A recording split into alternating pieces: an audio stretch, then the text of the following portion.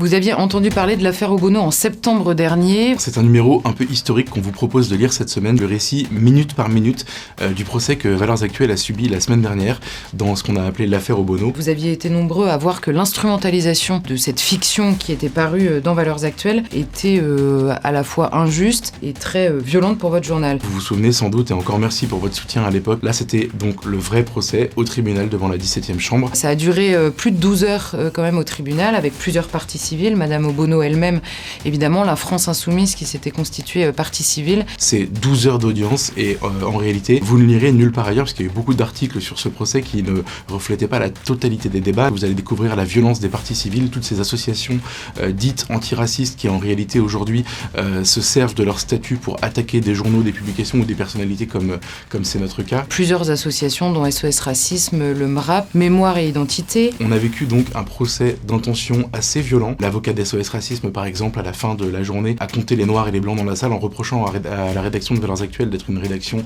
d'hommes blancs. Alors c'est pas très sympathique pour les femmes qui étaient présentes dans la salle. Énormément d'avocats qui ont attaqué la fiction pendant un temps et surtout Valeurs Actuelles pendant le reste du temps. On a vécu toute la journée un déferlement de violence, de haine. Avec évidemment des attaques sur la ligne éditoriale, sur ce qu'est ce journal, sur ce qu'il représente. Et c'est ça qu'on a voulu raconter pour retranscrire l'ambiance exacte de cette journée extrêmement tendue, extrêmement particulière. Si vous achetez ce numéro, si vous le lisez, vous découvrirez aussi des choses extrêmement fortes. Le témoignage par exemple de Philippe Val, qui est l'ancien patron de Charlie Hebdo. C'est pas exactement ce qu'on pourrait appeler ni un conservateur, ni un homme de droite et de cette droite que portent Valeurs Actuelles. Il a dit je viens défendre un principe, celui de la liberté d'expression, beaucoup plus que ceux qui en bénéficient. Et il a expliqué qu'il n'était pas d'accord avec nous, il n'était pas sur notre ligne, mais qu'au nom de la liberté d'expression en France aujourd'hui qui est menacée, il venait défendre un journal même s'il ne partage pas ses opinions. Vous découvrirez aussi le témoignage de Lilian Thuram qui a beaucoup surpris par son inanité et par son incohérence. C'était un procès violent, mais également intéressant sur la manière aussi dont on conçoit aujourd'hui la liberté